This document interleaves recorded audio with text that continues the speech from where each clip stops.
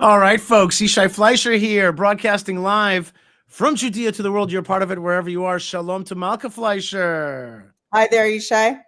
So nice to have you on the show today. It's great to be back. And Malkah, you are sporting some beautiful Hanukkah paraphernalia there behind you. Yeah, so I even see the Hanukkah. There's a Hanukkah pillow. It literally says the word Hanukkah, Happy Hanukkah there. That's right.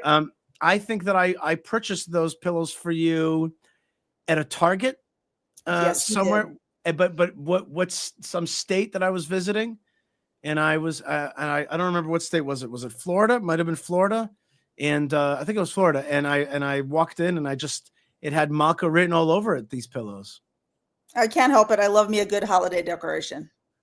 Yeah, especially Hanukkah, right? That's like one of your chief. I love all the holidays. It happens to be that because Hanukkah has a big competitor in the Western world, so it gets a lot of decorations also because it has to represent, if Sukkot had Sukkot has its own Sukkah decorations, so I guess that doesn't count. Maybe Rosh Hashanah, if Rosh Hashanah had big decorations, or Pesach had big decorations. I'd be plastering the whole house with all the decorations. Now, you live in Judea today, but you're originally from Texas. And when you were a kid, were you one of those Jewish kids who felt a certain jealousy of the non-Jewish, the Gentile majority holidays, and that Hanukkah would represent? Were you one of them? I mean, I wasn't jealous of holidays. I was jealous of holiday. There's like one major holiday that shows up during the Hanukkah season, year, right? And that's, we all know which one we're talking about. It smells like pine and gingerbread.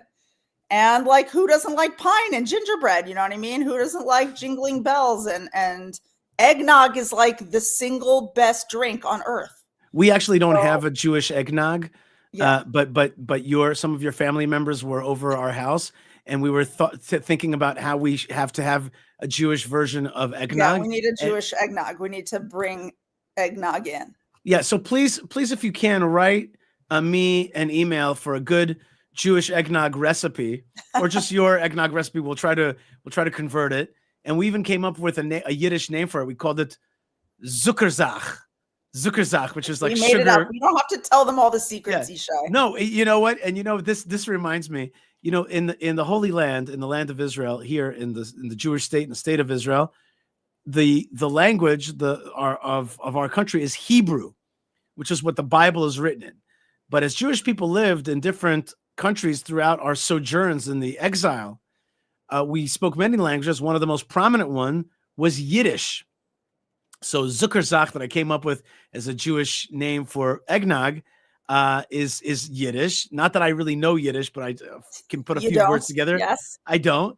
But here are Israeli soldiers doing Israeli soldier like routine. It's a little bit of a comedy routine about how Israeli soldiers speak in Hebrew, but they're doing it in Yiddish. Check this out. Okay.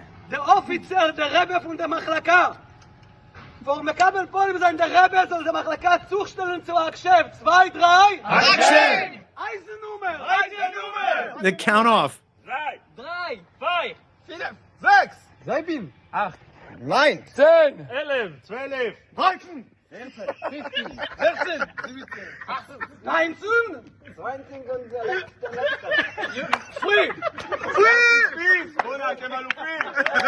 All right. What the Yiddish army would sound like. All right. Well, the great part about that segment is that the Jewish army runs on Hebrew, but we remember our past and remember where we remember where we came from. So a little bit of Yiddish is important. Wait, Yishai, I have to go back to the previous conversation though, just to go on. I actually want to go back to it as well. Go ahead. Get an understanding, because when we were talking about whether I was jealous, the Christmas holiday is a beautiful, the way they celebrate it today anyway. I can't say that I think that it's necessarily such a spiritual holiday for a lot of people, but it seems to me a holiday that is about beauty and warmth and family and giving, and those are all such nice values. When I was a child, I could still appreciate those values. it was hard to be excluded from the thing that everybody else was doing. But I have to tell you, Yishai, that at no point did I ever try to adopt non-Jewish holidays into my life. Right. Like, I could appreciate how lovely it was and how much it would be fun if I was part of that. But we had a big menorah in our front window, and we were proud of that. And we were not religious Jews. Like, we were not like, looking like this, right? With scarf head. Like, we were just American Jews. But we were extremely proud of our holiday. We were proud of the 8 nights. We were proud of the Maccabees. We lit the candles. We were proud of the story of the oil. We were proud of conquering overthrowing a great empire and taking back our holy place.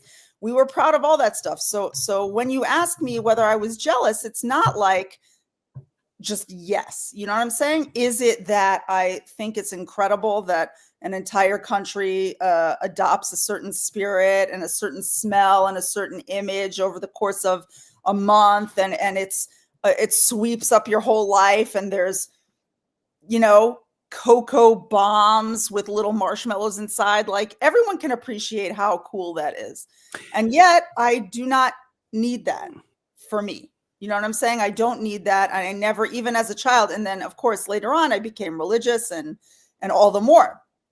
But yeah, I just needed to answer that question all the way. Speaking of the winter holiday spirit, you did release a video on Yishai Fleischer TV, very much extolling and celebrating Israel's conquest, if you will, of the Hermon mountain range in northeastern Israel that overlooks Syria and Lebanon and protects the north of Israel. And one of the things you mentioned there is that you would be preparing your hot cocoa. Yes, we totally had hot cocoa. We had hot cocoa with mekupelet, which is an Israeli, I think in England it's called flake chocolate. It's this like little tiny, it's a bar, but it's made of these like waves of chocolate. And I used real cream and real milk and sugar, and I bought marshmallows. We did it up, Yishai. I was in Brooklyn. Okay. Yeah. You were in Brooklyn, but here we were celebrating the Hermon, and we had a beautiful night, me and the kids, and we appreciated this incredible miracle that happened, that the Jewish people were reunited with our entire mountain range, the beautiful Hermon, and now the state of Israel can overlook Syria, and maybe that means that one day the Jewish people can overlook Syria, and see what that looks like. Stand on that tippy top and have a look out and see what that is. There is a very famous synagogue in Damascus where Elijah hid, the Jobar synagogue. It's like there's a lot of Jewish stuff there. Right. Okay. There's a big effort now on the part of the Israeli government to check on some of those places and to see how Jewish heritage sites are doing. You probably don't have it with you now, but there is video of a Torah scroll that was found in the basement of the Assad Palace, and they're looking for the remains of our great legendary spy Eli Cohen, who was killed in Syria, and his remains are ostensibly there. So there's still, as we I think talked about on the last show, Israel decimated the Syrian military capability, its air force, its navy, and it's still conducting operations against, smaller targets, against individuals. So, yeah, I think that Israel's not done with Syria. No, we're not done with Syria. And what's being revealed right now in Syria is the extent of the horrors of the Assad regime. Tens of thousands of people in underground prisons, torture cells, endless torture, endless torture, tons of bodies, missing limbs, missing eyes, missing parts of their bodies in different ways, and torture.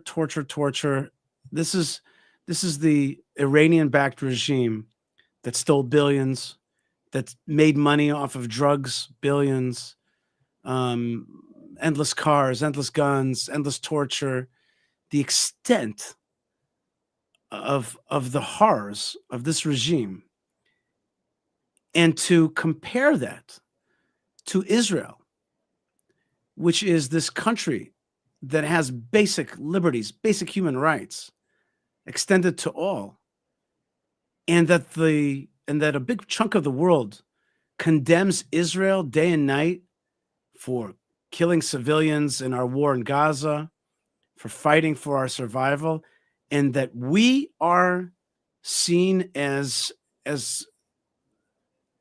the embodiment of evil, when all around us, the most horrific and repressive regimes, people looking for their children that were snatched out of classrooms and then tortured. They asked them for money. They asked them for $3,000 to release your son. You don't have the money, then we torture him, kill him to death. Just awful, awful stuff. And speaking of decorations, Malkah, I have here a decoration. This is a Pull it in more, decoration. Yishai. We can't see it all the way. Hold on. This is a decoration. My camera got confused. Hold on, Mr. Camera, come back to me. Come back to me, silly little camera. Come back. Track me. You can do it. Come on. This is like the Yishai Fleischer show bloopers. Come on, you can do it. You can do it, cute little camera. Yeah, I can't block my face or else the camera gets confused. Look at this. Look at this thing. All right, look at this thing. Look at this awful. You know what, Malkah? Just hold on 1 second. I'm going to go to full screen on myself for a second here. I want people to see this. This is a knickknack that was taken out of a home in Gaza. It shows a Hamas fighter at the head of a kind of ark, which is surviving the Al-Aqsa flood. And this Hamas fighter with the flag of Palestine, with Al-Aqsa Mosque and the Dome of the Rock, and it's in the boat, and the whole land of Israel, that is what's found in the houses of Arabs in Gaza, so-called Palestinians. This is what the Iranian regime has empowered this proxy to do, to take over all of Israel, to take Jerusalem, the Temple Mount, to flood us out. And that is the October 7th holiday knickknack, the Al-Aqsa flood, which they present. And I'm trying to explain to people that there's no difference between the Assad regime and this Hamas regime. The Israeli army smartly released videos of how Hamas was treating its prisoners, Arab prisoners in its prisons, throwing people that are bound up, throwing them downstairs, et cetera, et cetera. And that's, instead of the beautiful light of the menorah that you have in back of you, there is this unbelievable darkness that wants to swallow us up.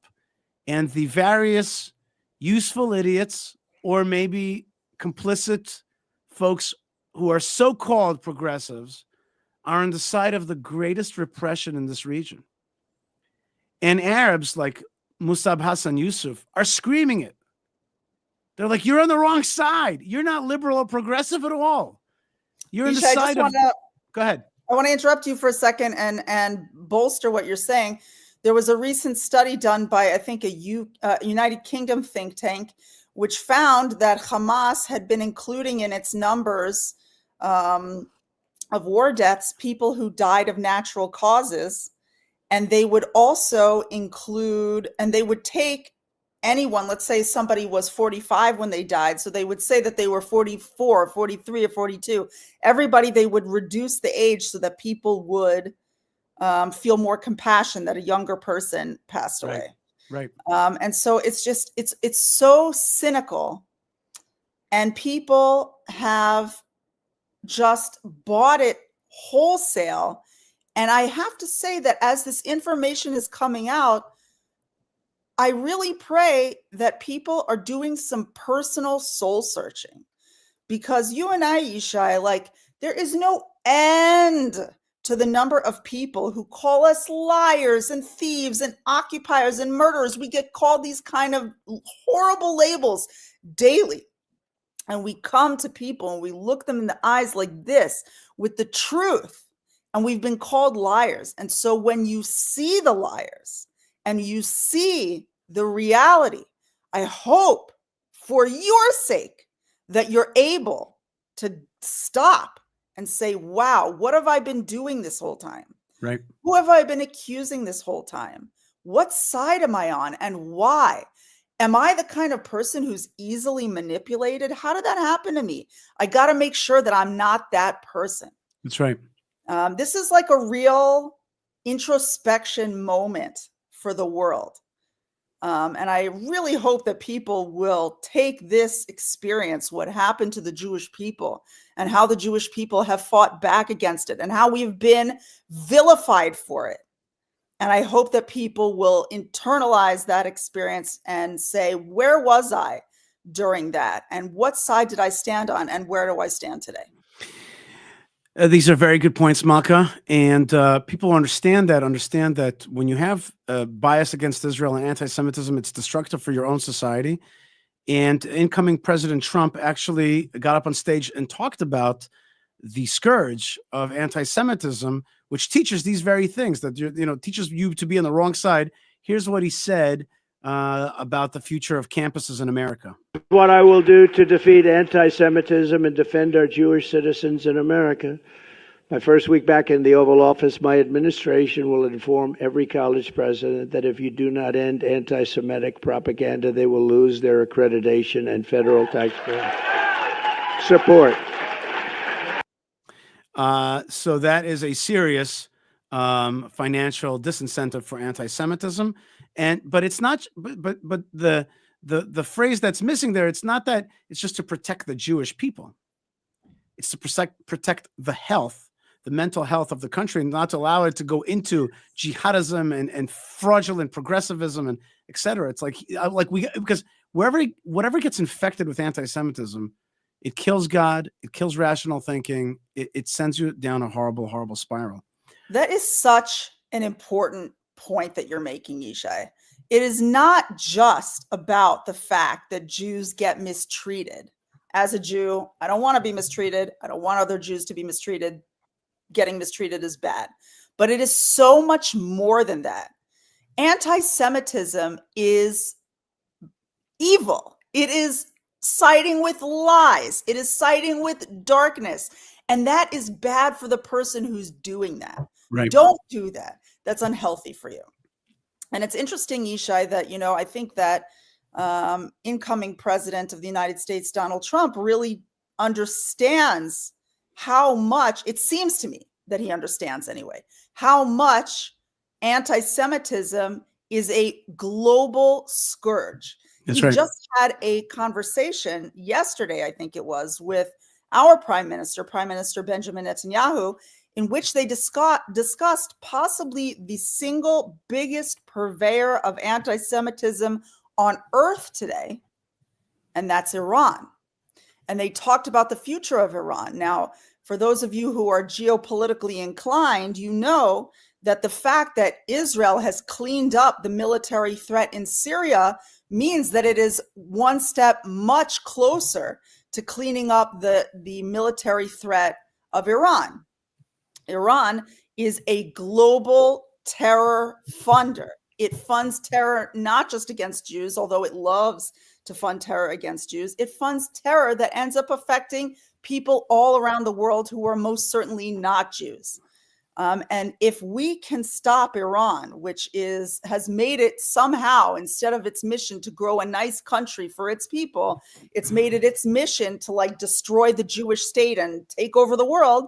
And Malkah, and to torture Syrians. Right. And to torture Gazans.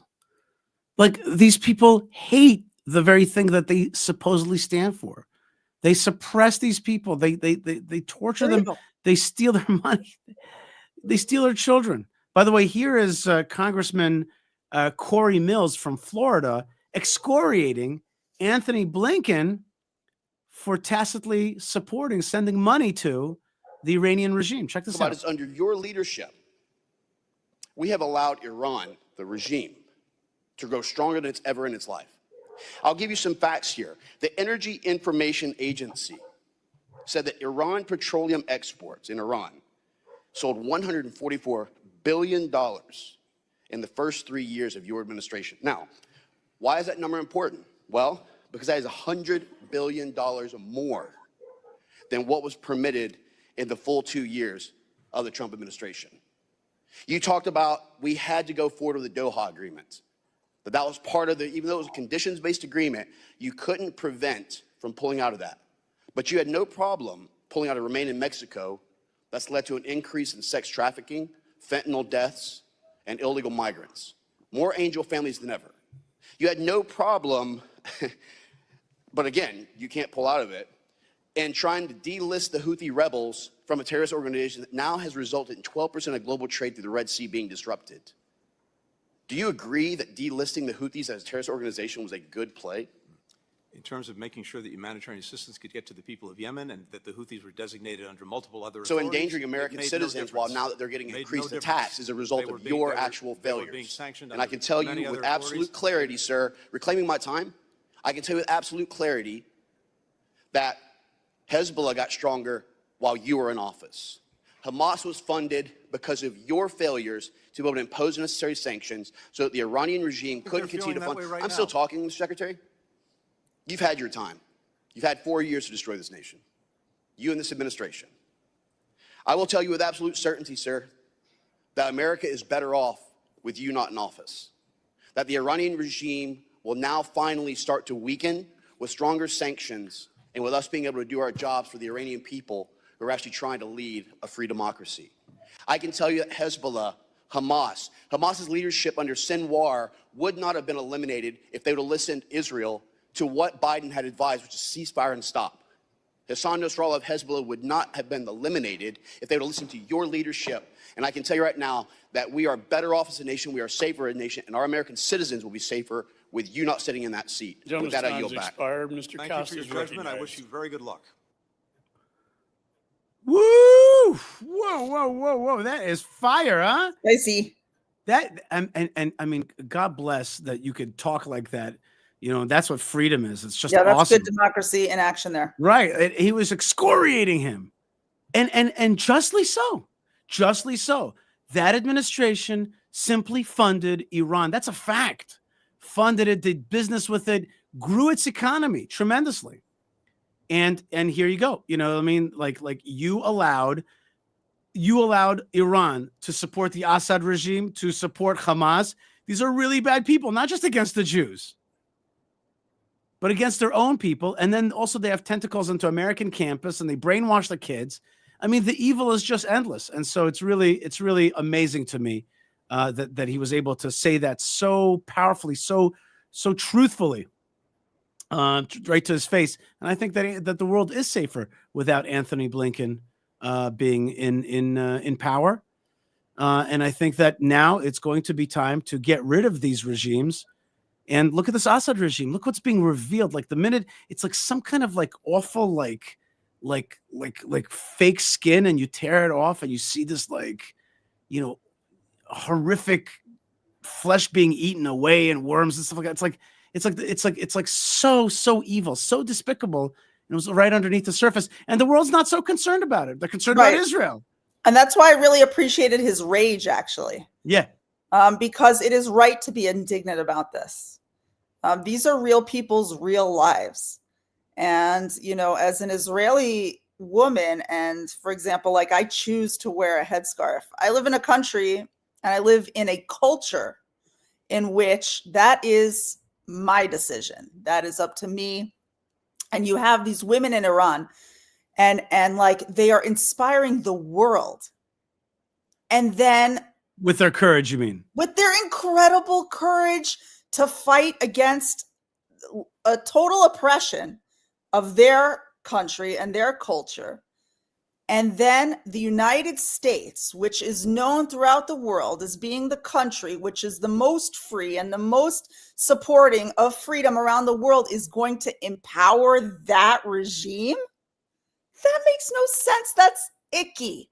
That's bad. That is against the values of the kind of societies that we are trying to build with our blood, sweat, and tears as regular people in this world.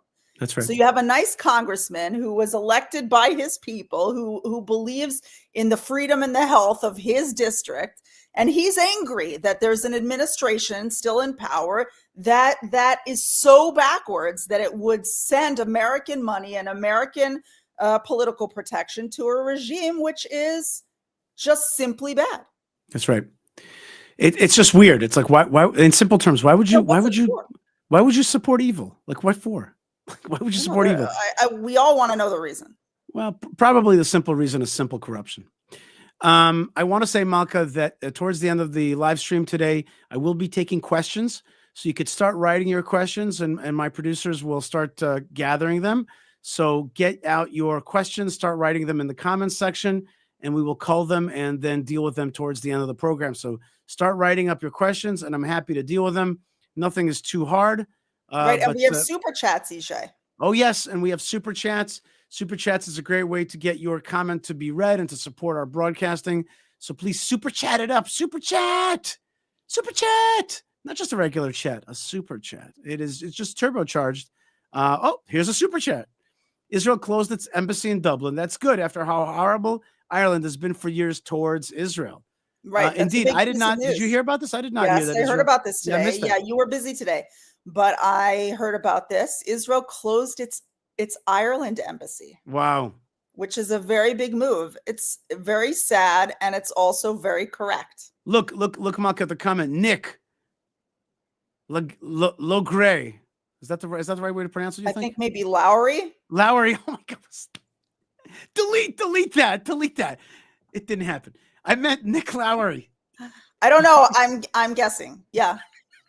Anyway, run towards the comment. Me not smart. Okay. So Nick Lowry writes, just wanted to say, as an Irishman, I support Israel.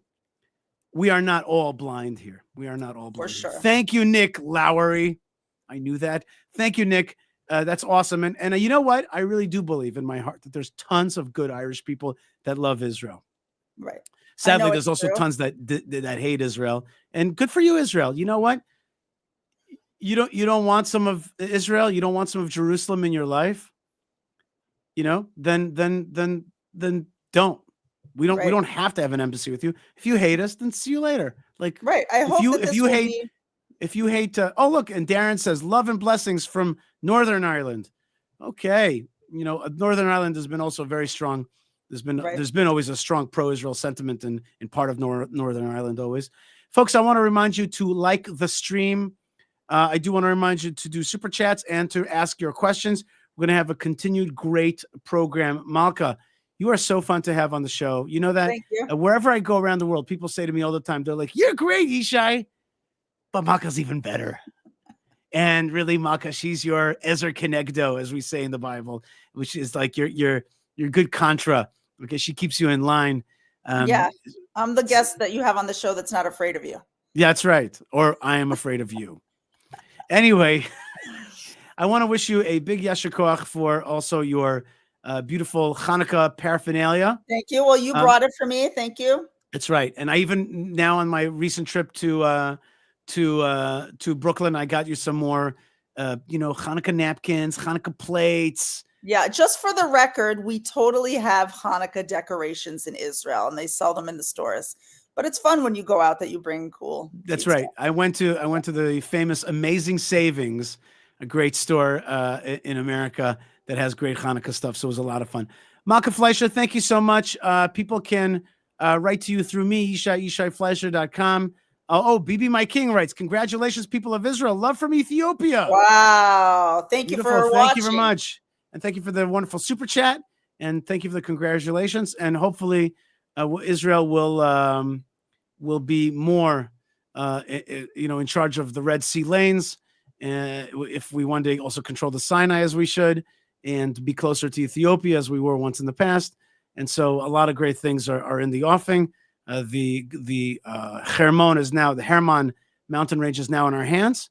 And so we have to continue with holding on to the land of Israel, pushing back on jihadism, and and getting strength and promoting and promulgating God's message in this world. Says entertains. Nick S. says, wow, so pleased to actually see both of you live. Well done, both of you.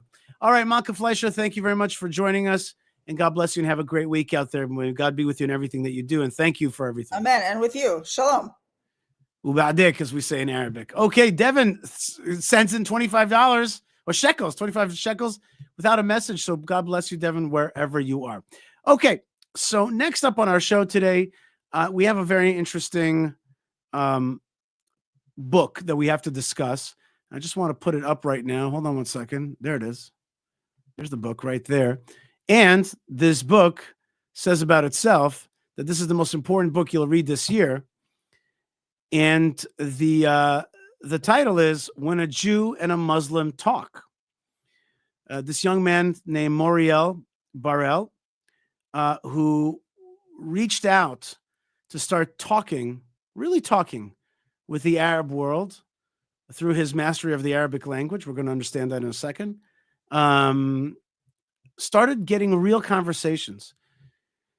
And he found, well, we'll see what he found, but he found that we really have two different narratives running in our head. Let's learn a little bit about the commonalities and about the distances between these two populations. Remember, we, the Jews, are about 7 million Jewish people in an Arab-speaking region that numbers 400 million Arabs and Muslims. Actually, 400 million Arabs and many more Muslims. It's really a very broad Muslim and Arab neighborhood. We are the only Hebrew-speaking minority in the region. So our narratives, our understandings are very, very different. So let's bring to our show Moriel. Congratulations on this new book and in a great title. The title is, again, let's see that title. I want to see that. There it is. When a Jew and a Muslim Talk. All right, Moriel, tell me the story about When a Jew and a Muslim Talk. How did you come about writing such an interesting book? Well, I actually grew up in New York to Israeli parents, but my grandmother was born in Jaffa in 1925. So she actually spoke Arabic fluently. She lived with the Arabs there. And I got a little bit of that from the house. My dad would kind of throw around a little bit Arabic here and there. But I made Aliyah and moved to Israel after high school. And the first 4 years here in Israel, I was basically surrounded by Arabs. I was living in the old city of Jerusalem, going through the Muslim quarters every day to go study in yeshiva. And I really understood how important it is to actually speak the language and understand the environment around me. Like you said, we're this small group of people in this huge sea of Arabs around us. We have to understand them. A lot of the Arabs here in Israel speak Hebrew, and unfortunately, almost none of the Jews here speak Arabic. So I started studying. Why is that? Why do Jews not speak Arabic?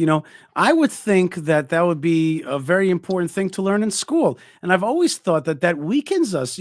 We're gonna, no matter what, even in the biggest greater Israel vision that one could have, it's still going to be an Arab region. So why shouldn't we speak the language of this region as like a second language? Yeah, I agree with you. I think today there's more of an understanding how important it is, and they're starting to teach more of the spoken dialect in the schools, because up until now it was mostly the modern standard Arabic. My brother, he studied in school. He got like the best grades and everything, but he can't have a conversation with someone in the street. So because there's a difference between written Arabic and spoken Arabic? Exactly. So what I did is I actually just started learning the spoken Arabic from YouTube and different apps and books, and there's so much information out there. And which one was the most useful? So this app called Hello Talk, which is a language exchange app. So I made a profile that I speak English and I want to learn Arabic, and then it shows me all of the Arabic speakers who want to learn English. So that was like, but you have to have a basis. You have to be able to have a conversation, because no one's really going to teach you from zero.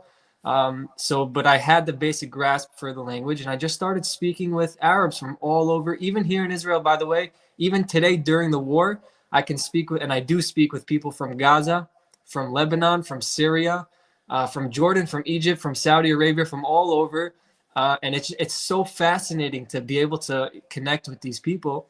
And at first I was just focused on studying Arabic, trying to learn the language, but the conversations took like a really quick turn to something even more interesting and more intriguing, which is their perspective of us, their perspective as the Jews. And because, you know, I have a good English accent and I grew up in the United States, I was able to put on this cover story that, you know, I'm just an American college student and I came to learn in Palestine, even, I would say, and I want to know more about Islam. I want to know more about Arabic. And they would just open up and tell me all these things that they wouldn't otherwise if I told them that I'm Jewish or Israeli, where they would block me or curse me or things like that.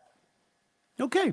So you started conversing with Arabs through this app, and quickly it would go to political and religious issues. Yeah, it was kind of like indirect. A lot of times, for example, I would just ask, you know, where are you from? And then they would ask me where I'm from. And then sometimes, for example, I would say from Israel. And they would tell me there is no such thing as Israel. It's only Palestine. So if you get stuck at that superficial level of the conflict, then there's really nowhere to go. But I would always try to dive deeper and try to understand. So I would ask, what do you mean there's no such thing as Israel? You can say you want to call it Palestine, but how could you say there's no such thing as Israel? It's even mentioned in their holy books, in the Quran. It's mentioned like tens of dozens of times.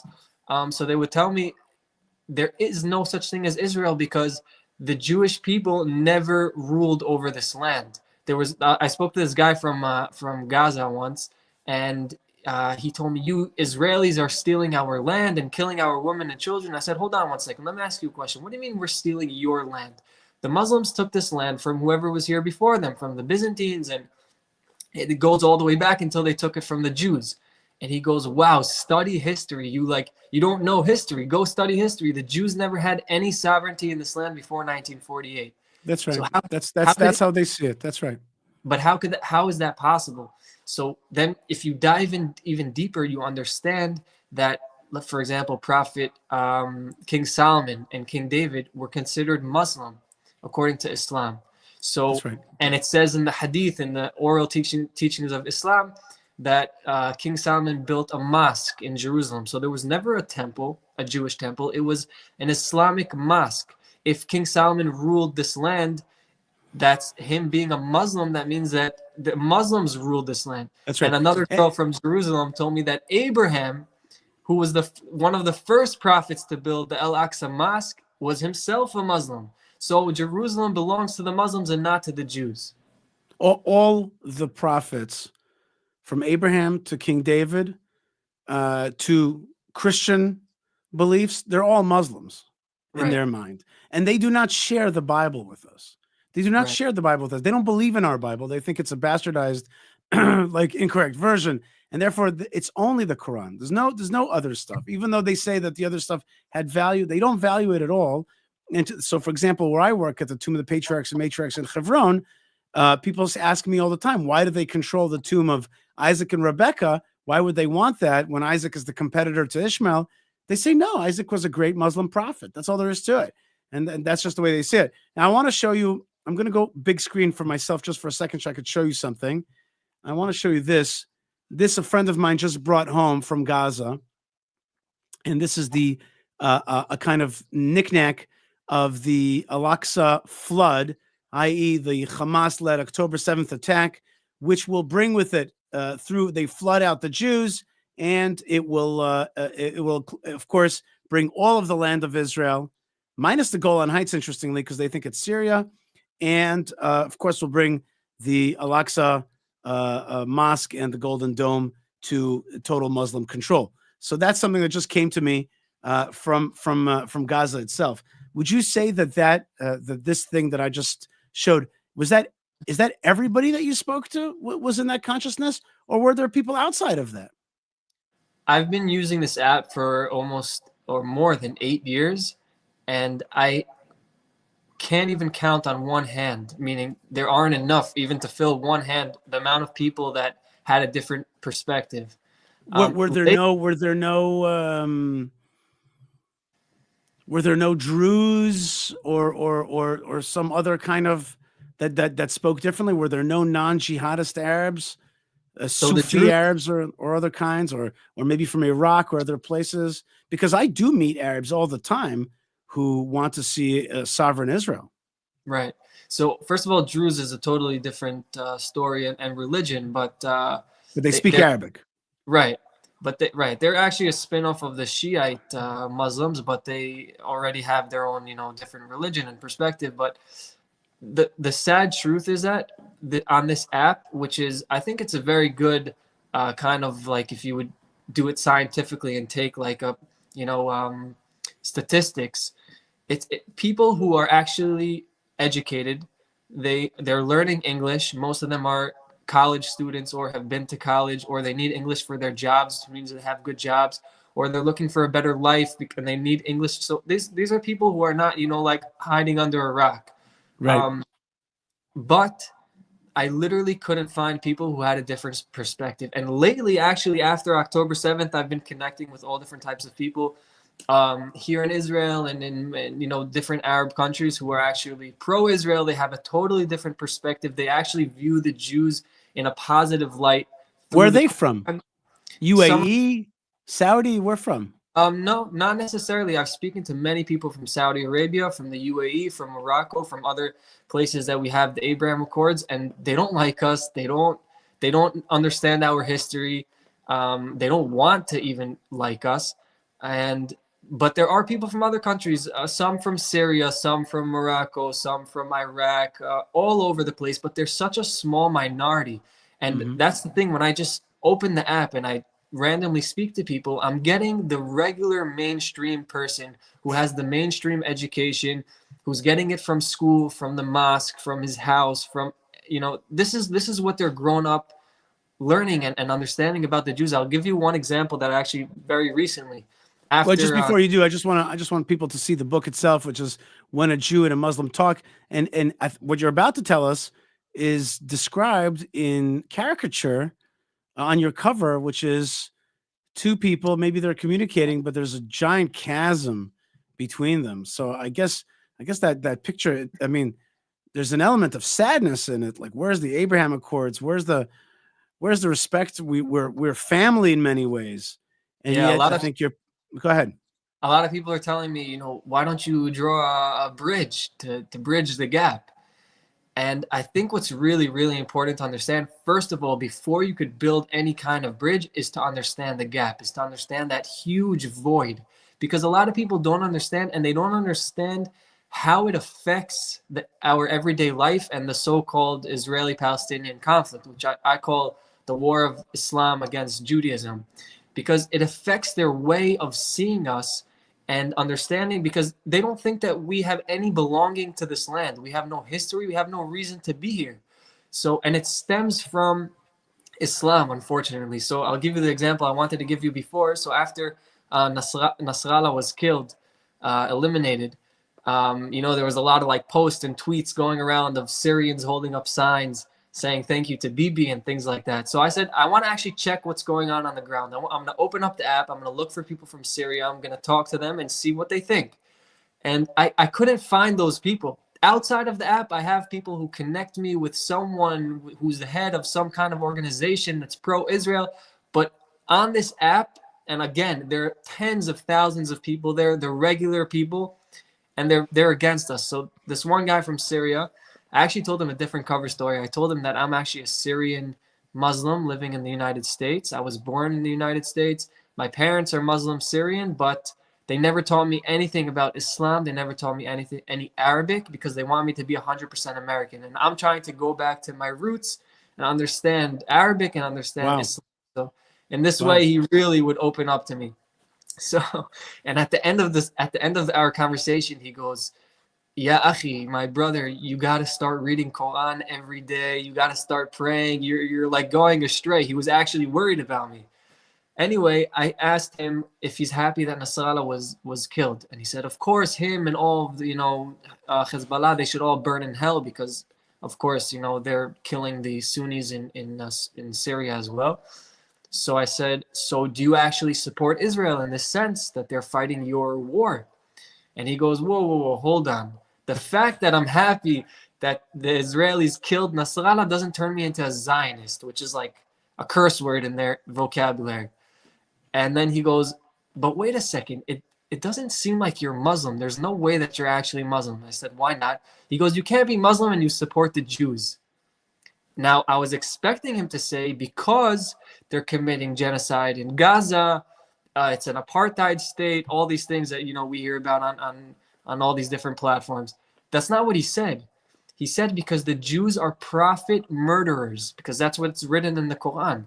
They're prophet murderers and they're all infidels and non-believers. And that was like such a perfect example of how the way he views religion and how he was educated is a direct influence to today. So if that's how, you know, I don't know what the percentages are, but if that's how most Syrians view Israel, then what's the chance we're going to be able to reach some kind of, you know, agreement with them, some kind of peace with them? You know, Moriel, I want to ask you something. Did you see this video clip of Ohad Chemo down in Gaza interviewing people? No. He was. It's a very powerful clip. I've already played it in every one of my live shows for the last 3 weeks. I don't know if I'm going to play it again, but basically, you have there people saying like, "You are the barakah, you are the blessing. Come back and rule this place. Be the sovereign. So curse on Hamas, kill them. An F-16 should blow them apart." And children are yelling this into the microphone with a lot of Seen that, yeah. It's very it's intense. And their hate for what Hamas has done to them and their realization that Israel is a decent and moral country. People a lot of times misuse the term democracy. It's a country of that values human life and basic human rights and liberties, as opposed to the Iranian regime and the Assad regime and the Hamas regime. So I hear what you're saying, and that's of course my experience on the day to day. But I do meet Arabs, and I do see Arabs who are like starting to come around, not through their education and their schooling or their Quran, but through, you know, seeing what Israel's doing and the freedoms and opportunities that Israel affords, as opposed to what the, you know, these fanatical regimes afford. So you don't meet those people? So again, on the app, I literally can't find them. I don't know what it is. And like, again, I don't want people to think this is like some kind of specific, like I'm only talking to very specific people. It's the opposite. I think I'm actually talking to the mainstream. But outside of the app, people are connecting me with other Arabs. Some are Muslim, some are Christian, who also grew up, you know, with Jew hatred education, but have come around. But I think unfortunately, the harsh truth is that still the majority and the mainstream education is very, very anti-Jewish, anti-Israel, and it stems from a religious place. I wish that I would go. This is what I was hoping for. I was like, wow, there are Syrians holding up flags. Thank you, signs. Thank you, Bibi. I was waiting to find them on the app, and I couldn't find them. So for me, it's very, very difficult to, you know, I can't put a number on it. I can't put my finger on it. I know, just like you're saying, that there are Muslims out there and Arabs out there who are coming around and actually want to connect with Israel. They understand that for themselves and for their own people, if they want to have a good future, they should connect and you know, have good relationship and peace with Israel. But unfortunately, I still think there's such a small majority, and there needs to be some kind of, like, you know, revolution in educational revolution that can really make an impact in the Arab Muslim world. The only way there's going to be an educational revolution like that is if we start putting out material, on the internet, and start teaching. And I'm amazed that the state of Israel has done such a poor job of educating the Muslim world around us. I agree. We many of us speak Arabic. We have Kedar, we have you, we have a million people who know how to speak it and talk it. We've got the tools. Look at the tool that we're using right now. And let's get out there and talk. By the way, I think Musab Hassan Yusuf has an amazing new video with apostate prophet, and they're talking truth. Let's get out there and talk truth. Folks, if you have any questions right now for Moriel and about his book, please write us right now, and we have some time to take some questions. And also questions for later that I will be dealing with at the end of the show. Remember, you could also put up super chats and get the conversation going.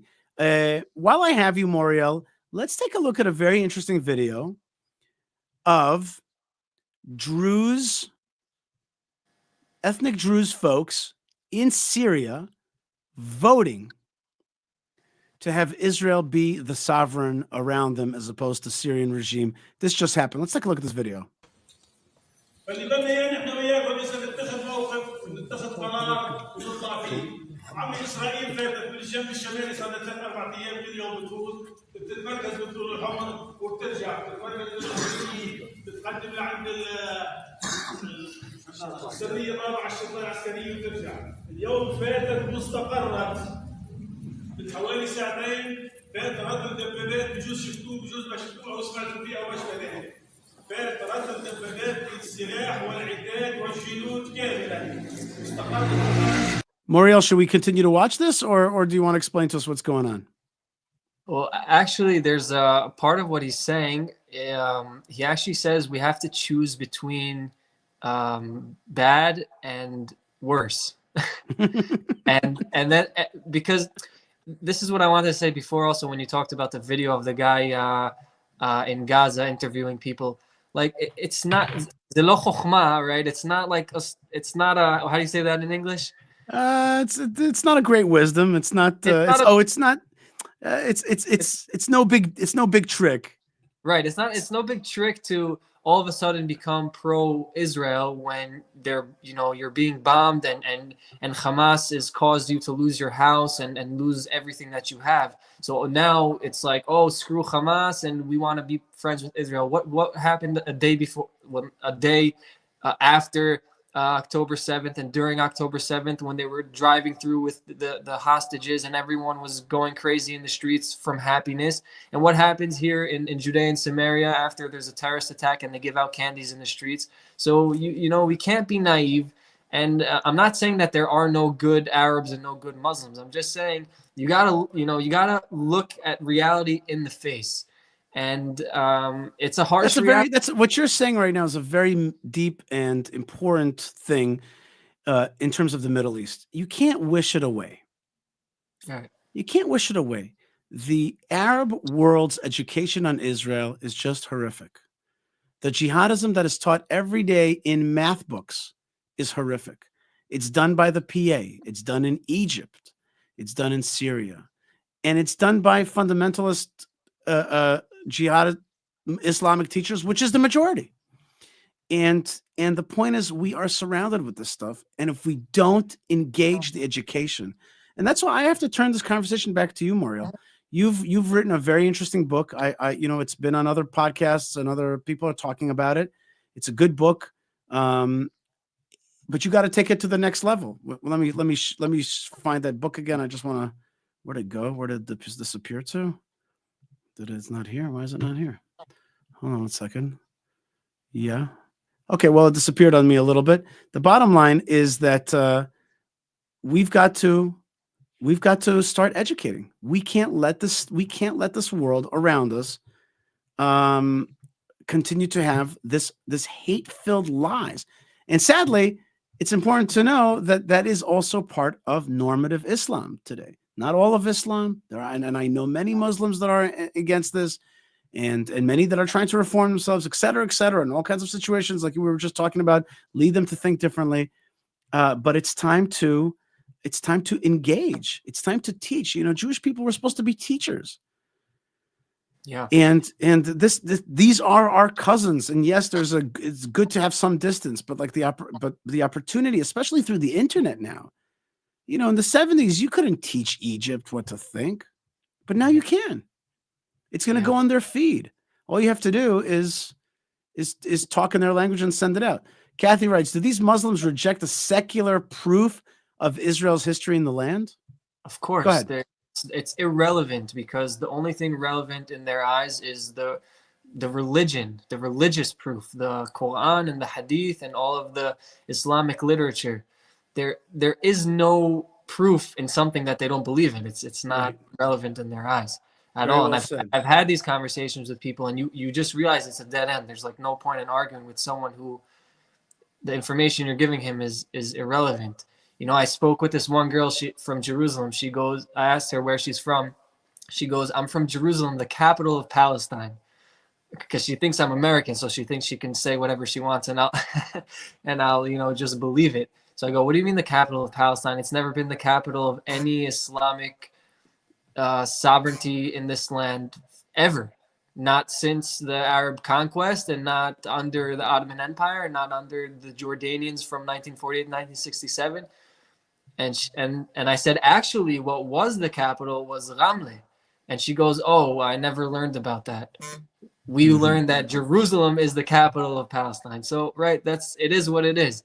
But I think that if we go back to talking about education, I think that the number one thing that needs to be done is we have to strengthen our education. We, Am Yisrael, we have to strengthen our education and our connection to the land, and truly, truly believe that this land is ours because God gave it to us, and we have a very specific purpose to be here, which is to bring blessing to the entire world.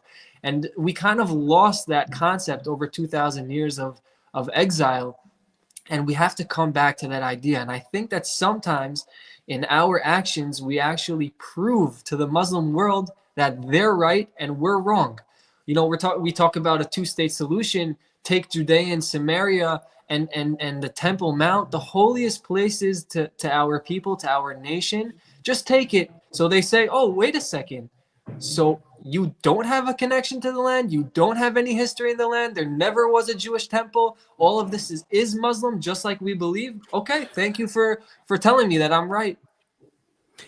When in the Middle East, if somebody's willing to give up their capital, or willing to give up their land, they're contemptible. They're obviously lying because they don't love their land, and that's totally un-Middle Eastern. What do you mean you're willing to give away your land? That means you're not from here. That means you really are a foreign conqueror. You're a colonialist. You're fake.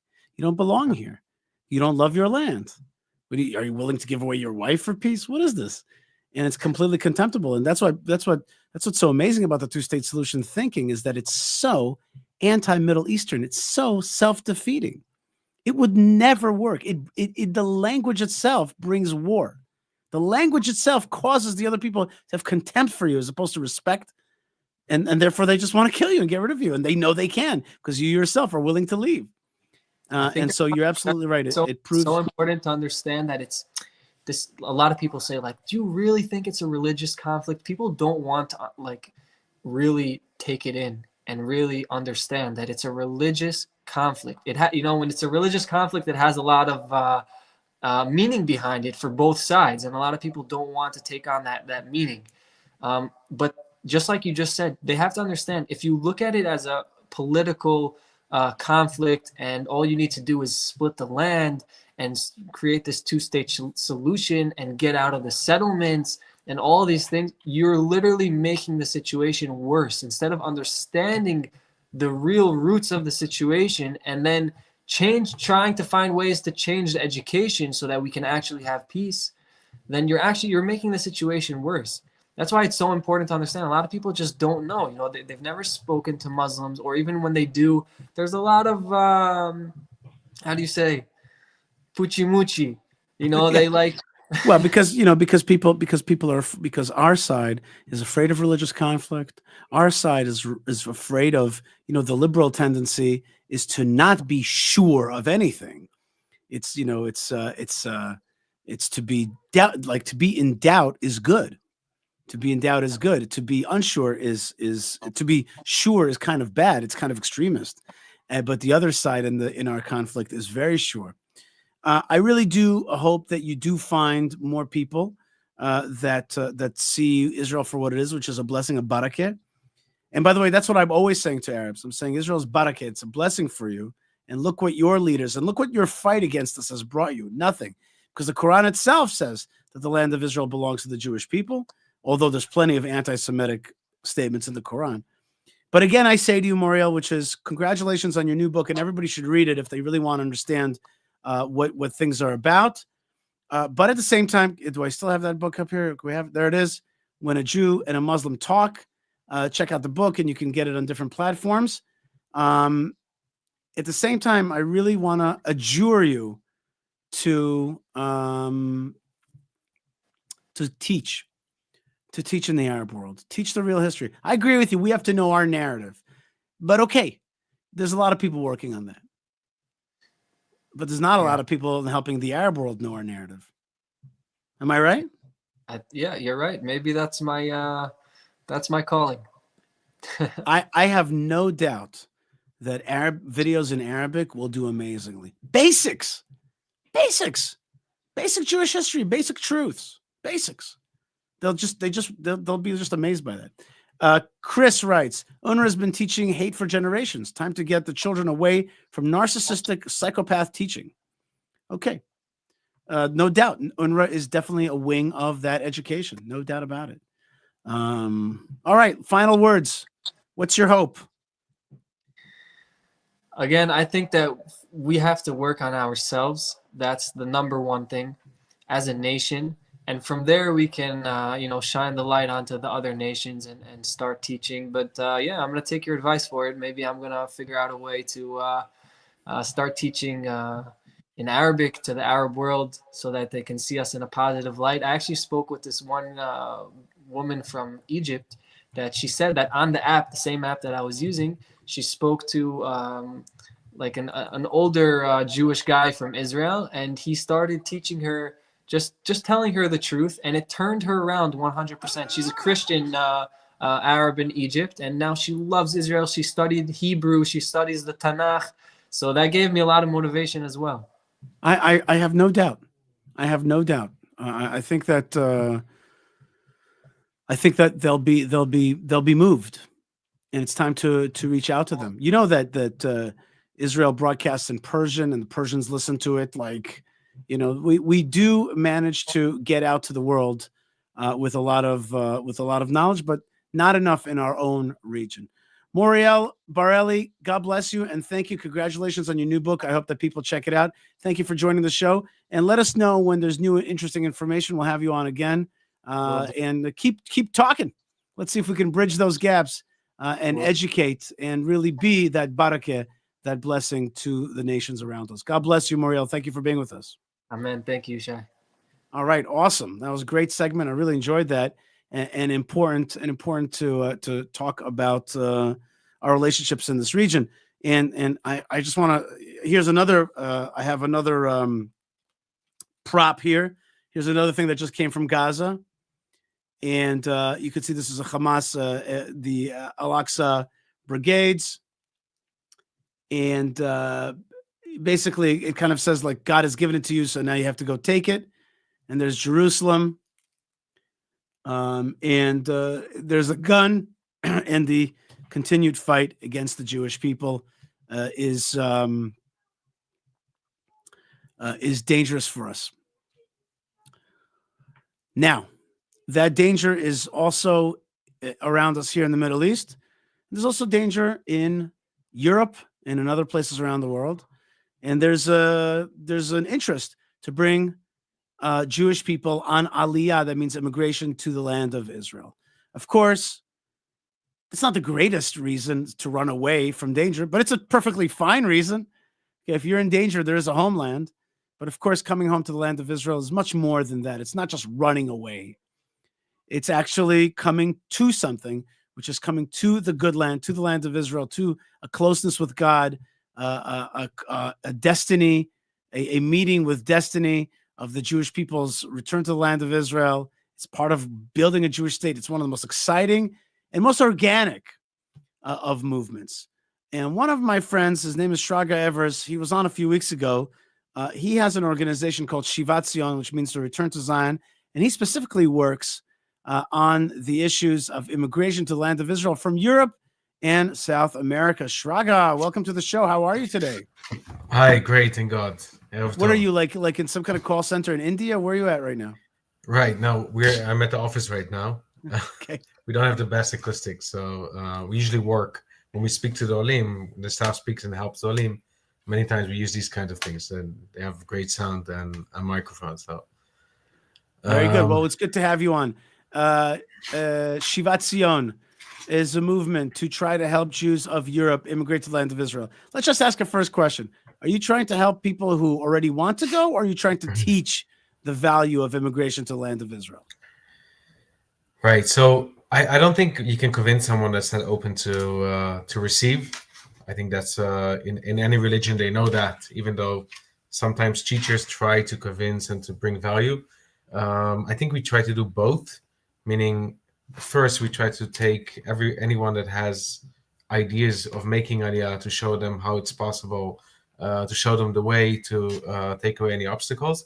On the other hand, even though we don't think we can convince people that about things that they're not open for, we do think that the subject of aliyah needs to be discussed in the Jewish communities.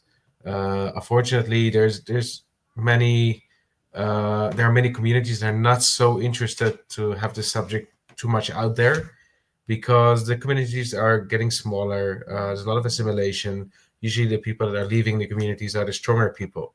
They have a stronger Jewish identity. But we push. So is that who for the you're working subject. with, or are you working with those who have a weak Jewish identity? Which one is it? No, we're open to anyone. I mean, No, but who are you pushing? Who are you trying to get? That's my question to you. Are you working with somebody who's like, listen, I've had enough of like, give me a country. You yourself are Dutch, right? right. So somebody is living in Rotterdam, Amsterdam, Den Haag. They're like, you know what? I'm just tired of what's going on here. I'm just tired of it. By the way, I wouldn't be surprised if more Australian Jews are going to be coming home soon, because it's becoming a less hospitable country. It's making more and more anti-Israel, anti-Jewish decisions. But so are you reaching out to the person who's like, okay, can you help me navigate the Israeli bureaucracy? Because I want to move to Israel. I've been to Bnei Akiva. I'm part of the European like Zionist type of movement. Or are you reaching out to the Jew who's like assimilated, doesn't even go to Chabad or something like that, and trying to help him not assimilate and therefore come to the land of Israel? Like, where's the main thrust? Right. So the problem is reaching those people, right? If you talk about assimilated Jews, we're looking at figures like in America of 60, 70% of the Jews assimilating, meaning our brothers and sisters are evaporating in thin air. It's very hard to reach them once they're out of the circles. So if someone is still connected to the Jewish community, we know how to reach them. When they're outside, when they're out of it, it's becoming harder. Now, if you already mentioned the name of our organization, Shivat Zion, it's very parallel to the Shivat Zion period that we saw after the destruction of the first temple, when actually a king, Koresh, says, guys, go back to the land. There's a lot of similarities there, both the behavior of the Jews as well as the behavior of the people living in the land, the non-Jews living in the land, making it very hard to rebuild Jerusalem specifically, but anything to do with... So you're saying that the period that we live in today is similar to the period 2,500 years ago. It's that amazing in itself? No, it's flabbergasting, because actually Rabbi Avi Goldberg, Shem Yikom Damo, I used to live in Jerusalem next to him, and I'm sorry, I used to go to remind me who that is, please. Rabbi Avi Goldberg lived in Makor Chaim in Jerusalem, in a shul that's called Be'orcha. Together, he was leading it with some other people, and together with Rabbi David Ansbacher. And he was teaching. He got killed in Lebanon 2-3 weeks ago. He left behind 8 kids and a wife, a very strong family that teaches many people over the years, both in Zionism as well and in Judaism. I've been on Shlichut, I've been in emissaries for many times, or a couple of times. And he was teaching. I remember when I just made Aliyah, I came to that synagogue, was part of that synagogue before we moved to Efrat. And he was teaching about the parallels that we see. There was back in the days of Barack Obama, when there was a freeze of construction. They froze the construction in the settlements. And he was teaching the book of Nehemiah and the book of Ezra. And he said, look, that was a long time ago. The similarities are just getting more and more. The parallel similarity between the current period and those of Ezra and Nehemiah. And at some point, it begins with that the people living in the land, they see the Jews coming back with approval from the king. And they say that they have a hard time seeing that anyone wants something good for the Jews. And that it starts. And slowly there's more and more people coming to object the rebuilding of Jerusalem.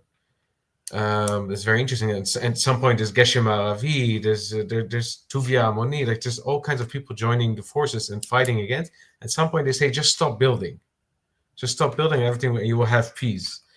That's one side. It's a reaction of the people around it, but also the reaction of the Jews. Only 42,000 people came back. Many Jews said, here, you have my money. Build something nice there. But we're not coming. We're staying here back in Babylon. All right. So 2,500 years ago, the Persian king Cyrus said to the Jews and to other nations, go back to your lands. Right. I'm letting you go back to your lands.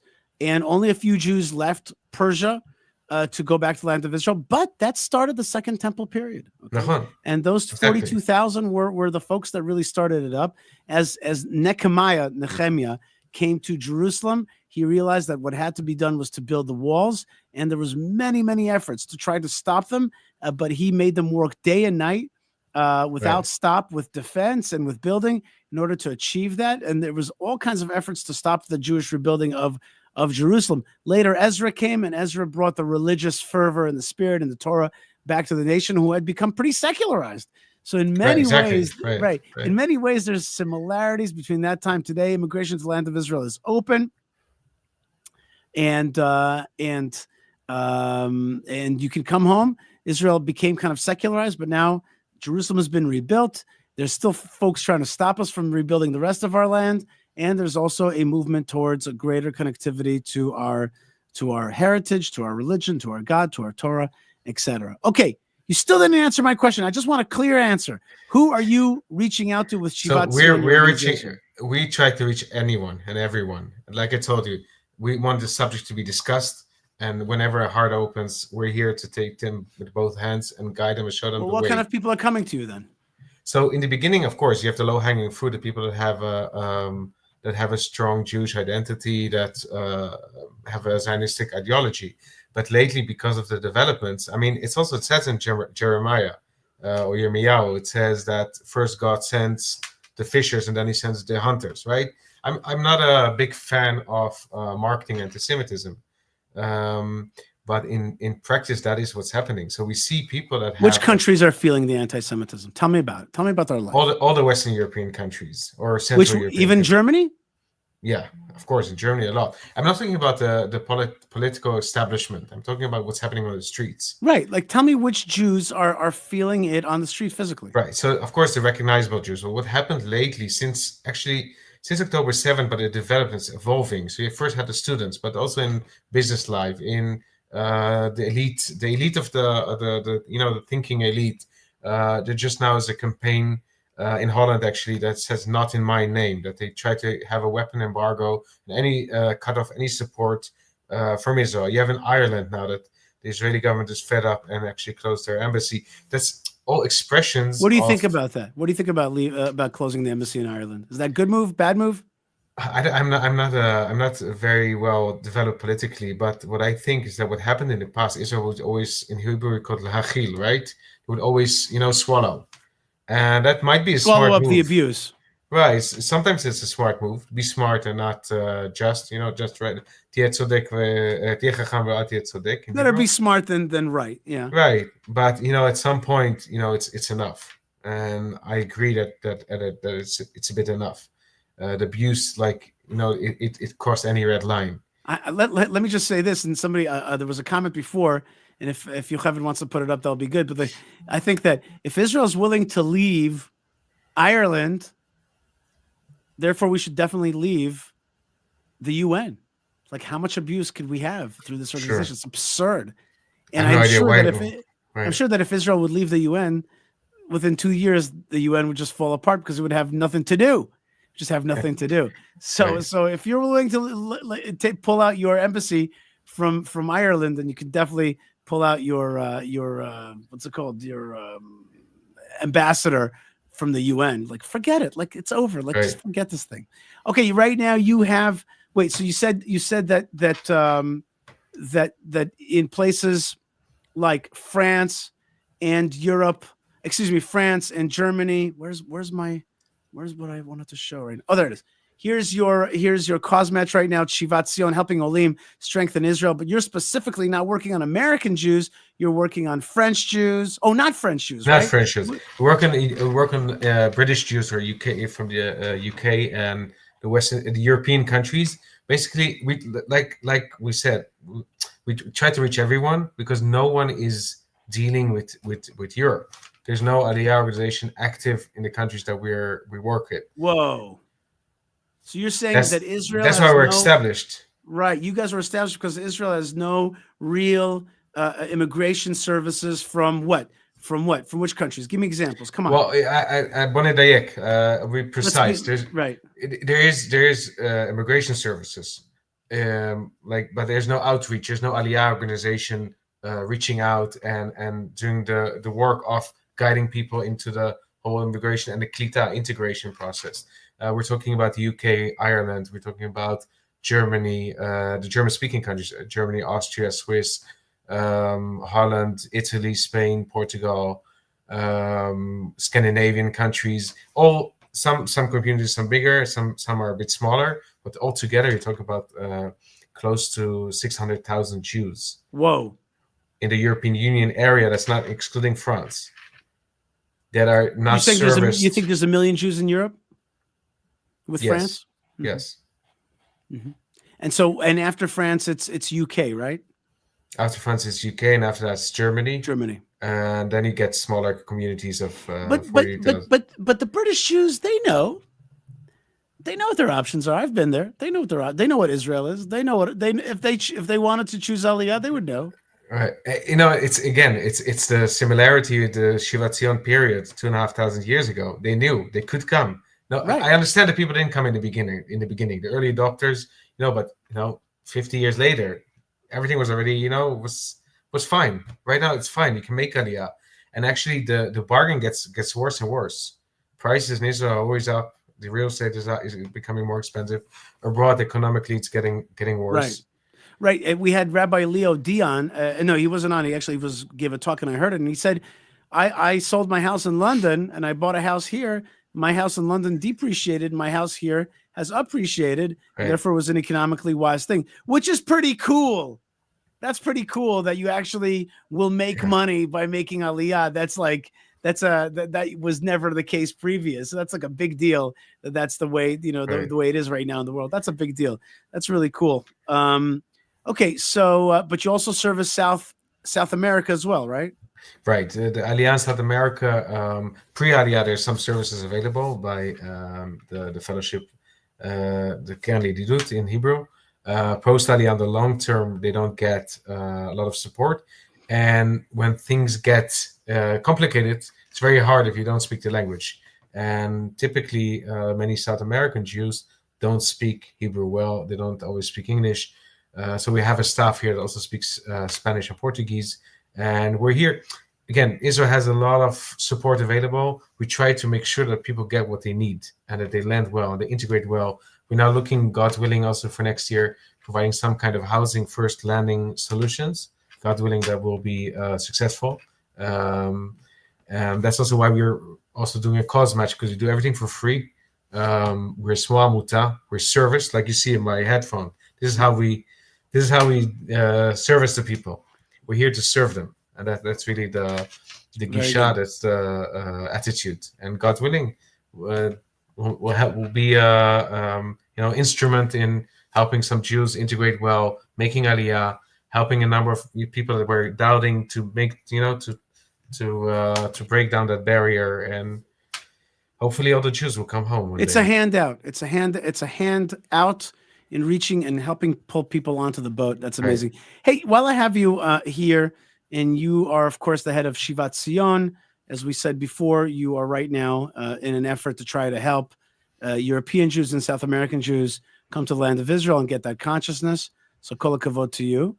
Let's just take a look at a video of a broadcaster from from Sky News in Australia, who was recently fired for her overtly pro-Israel positions. Let's see what she says. About standing up for what is right in the face of what feels at the moment like an unrelenting wave of evil. about calling out the deep-seated hypocrisy that exists within organizations that were created to help, to save, to protect, but instead continue to do the complete opposite. About fighting for every single hostage still captive in Gaza, hundreds of days in, whilst a fair chunk of the world seemingly not only allows their captors completely off the hook, but praises them, worships them, idolizes them, rewards them. Pressure Hamas. Oh God, no, don't be silly. They're just terrorists. Let them be. Pressure Israel. That's it. The only democracy in the Middle East fighting bloodthirsty killers on multiple fronts on behalf of the entire world, desperately trying to get the people back, including babies, while simultaneously trying to protect the rest of their citizens from the same fate. Yes, demonize them. They are the problem. I care too much about fighting for the innocent children in Gaza suffering at the hands of terrorists who attack, kill, kidnap Jews, then delight in using their own families as human shields in some kind of sick attempt to win the PR battle. And yes, standing against terrorism in all its form is supporting children everywhere in the Middle East. So this is Erin Molan, and she actually lost her job at Sky News. I actually I'm familiar with her work previous, and she lost her work there recently because of her proud stance. Australia is a place where it's becoming more and more uncomfortable to be a proud Jew right now. Right. If I can get back to your question before, where are people making Aliyah? You have a bitui. I said something called the thought police, and it's very strong. It's the expression that's called the thought police. It's very strong in Europe, and that means, in her case, she had a very clear expression, and that made the Sky News to fire, which is of course a problem in itself. But what we've seen in Western Europe a lot is that it's the opposite. If you don't express a certain position, a certain opinion, you're in trouble. Meaning, what happens now is a lot of campaigns, I think from Oxfam Novib, it's not in my name, and they try to pressure governments, like I told you before. It's not running in Holland, but it's also in other countries, trying to pressure famous people, but also simple people, like people on the streets, to post this and say, this is not in my name. So if you don't do that, like it's almost like an Aryan declaration. Yeah? If you don't express your opinion against Israel, you're suspicious. And that's what scares many Jews that are further away from Judaism. You know, they might not even be so right-wing, but they suddenly feel like, hey, it's a bit too much to support Hamas or to be anti-Israel. So I'm not going to do that. And then they get in trouble. They see their friends and their social networks that are like massively sharing these pro-Hamas or pro-Palestinian positions. And even now fighting Israel because what they're doing in Syria. And on the other hand, picturing all the atrocities that Assad did, while forgetting to mention that because of Israel, he fell actually. That's right. It's a big paradox. And right. It's a disconnect. It's a disconnect.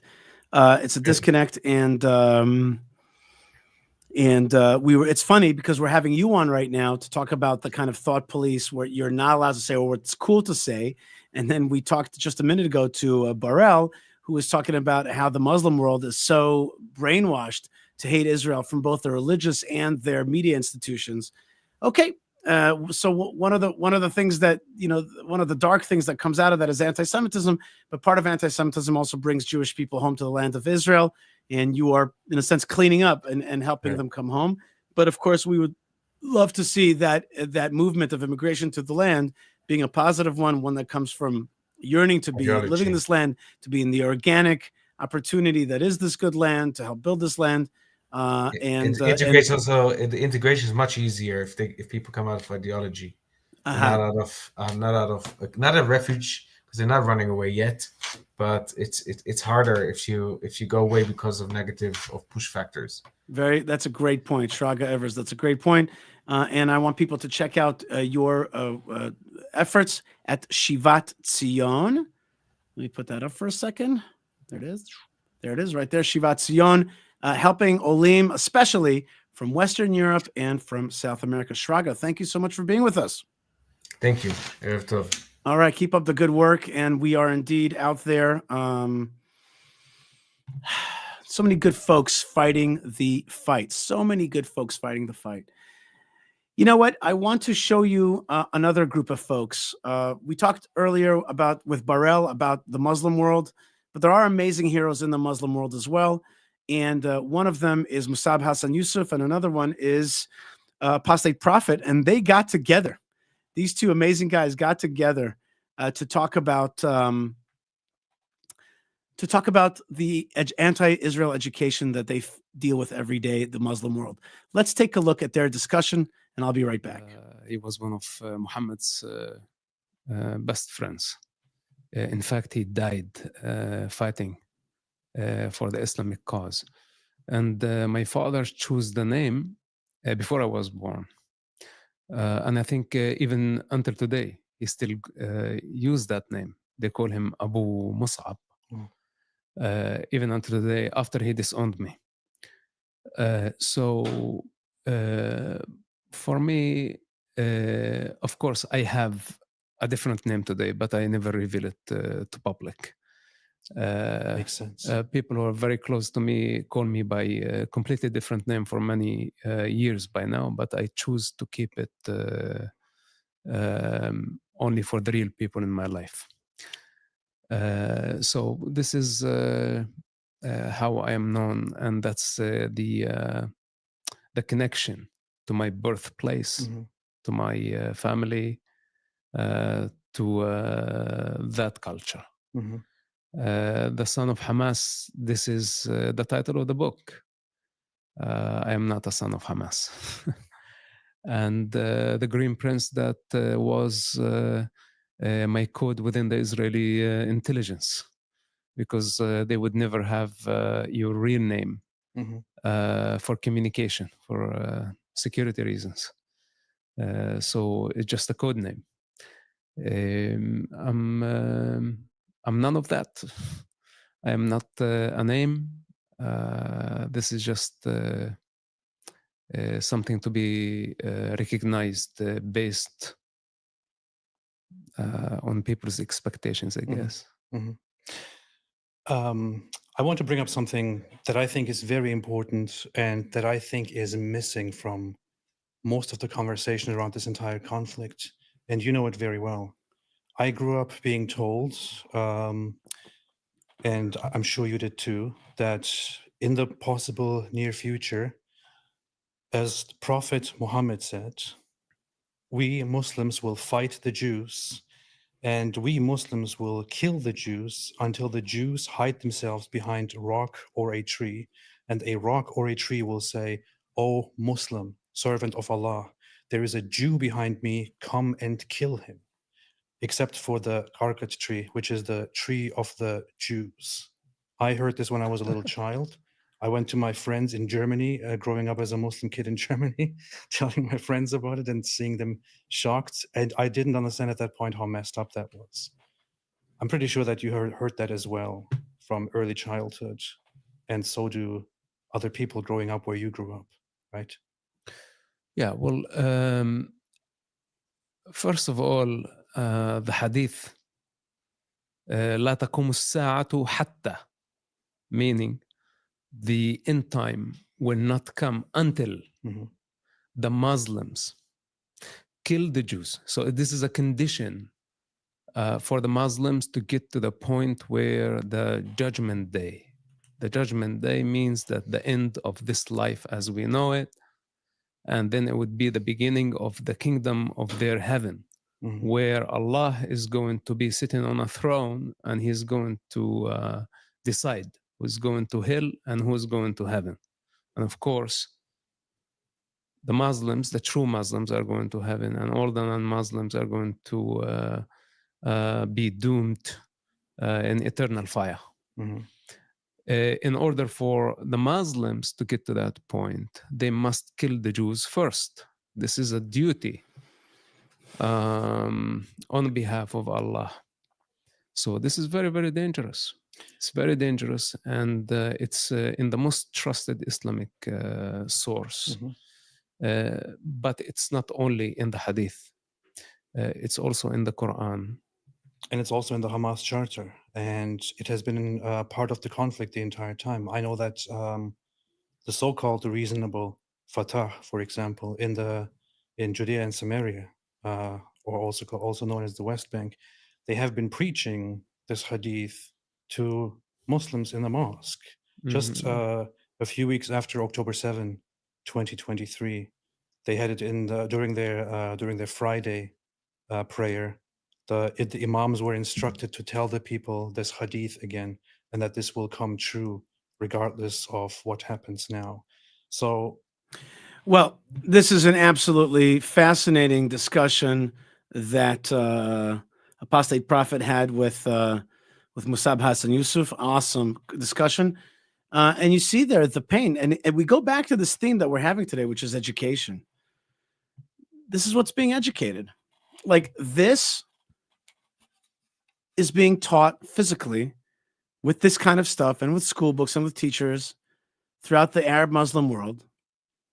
And you could see these two upstanding and powerful gentlemen discussing the kind of brainwashing that they had to endure and the courage that they have to have in order to break out of it.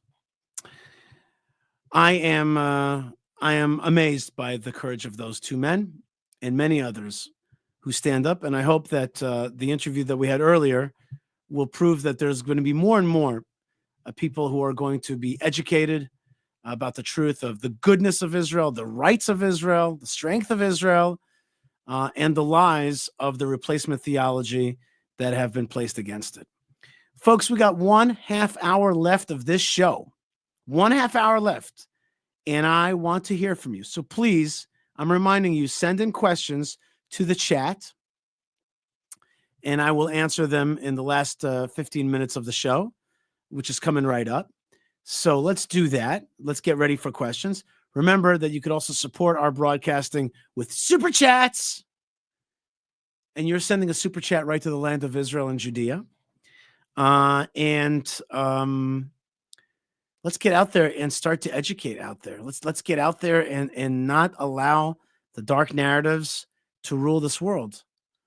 It's like a dark whale that wants to just swallow up the world with its veil and its darkness and its dungeons. Because that's the other way that they do it, right? One way they do it is they teach you, brainwash you. But if you don't buy into it, they'll torture you or kill you. And you'll know that as well. And you'll think to yourself, well, maybe it's not such a good idea to mess with these guys. Let's talk about solutions, shall we? One of the solutions we talked about today is the solution of education. Let's talk about also a solution about how to deal with the problems on the ground. I have a friend of mine who's a soldier in Gaza, a dear friend of mine. Let's call him Victory Soldier. So Victory Soldier has a message for me from Gaza. Let's see if we could play it and think about what Victory Soldier has to say. Hey Yishai, coming to you from Rafiah. We're continuing the search everywhere for our brothers and sisters. We're finding infrastructure, terrorist infrastructure, all over the place. Tunnels that run hundreds and hundreds of meters under neighborhoods and buildings. We just found a pier coming right next to a kindergarten. At least what was on the walls looked like a kindergarten. And that's basically the thing. And now we're not gonna stop. We're gonna finish the job of destroying all tunnels, infrastructure, all the buildings that are on top of these piers. And anyway, yeah, sorry about the noise. It is a war.